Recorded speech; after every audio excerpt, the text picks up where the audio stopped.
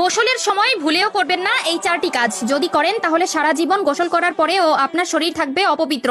আপনার করা নামাজ, রোজা, তাসবিহ, তাহলিল, এমনকি আল্লাহর দরবারে করা কোনো ধরনের দোয়াই কবুল হবে না। বিশেষ করে যখন আপনার উপর গোসলটি ফরজ হবে, তখন তো কোনোভাবেই এই কাজগুলো করা যাবে না। কেননা গোসল যদি পবিত্রভাবে না হয়, তবে একটানা 70 বছর আপনি নামাজ পড়লেও সেই নামাজের মধ্যে এক ওয়াক্ত নামাজের ফজিলতও আপনি পাবেন না, এমনকি আল্লাহর দরবারেও তা কবুল হবে না। বিশ্বনবী সাল্লাল্লাহু আলাইহি ওয়াসাল্লাম বলে গেছেন, গোসলের সময় মারাত্মক কিছু ভুল করার কারণে ব্যক্তির করা আজীবনের নামাজ আল্লাহর দরবারে কবুল হয় না। তবে ভুলগুলো মারাত্মক হলেও দেখতে দেখায় সামান্য। তাই নিজেকে একজন মুসলিম মনে করলে এই ভুলগুলো কখনোই করবেন না। কেননা গোসল আমাদের পবিত্রতার একটি অংশ এবং ইসলাম ধর্মের যে কোনো কাজ করতে হলে পবিত্রতা আবশ্যক। কি সেই 4টি ভুল জানতে হলে না টেনে দেখতে থাকুন সম্পূর্ণ ভিডিওটি এবং ভিডিওটি ছড়িয়ে দিন আপনার সকল মুসলিম ভাই ও বোনদের মধ্যে, যাতে করে তারাও এই ভুলগুলো থেকে নিজেকে শুধরে নিতে পারে, যাতে তারাও জীবনের গুনাহ থেকে বাঁচতে পারে। প্রিয় দর্শক,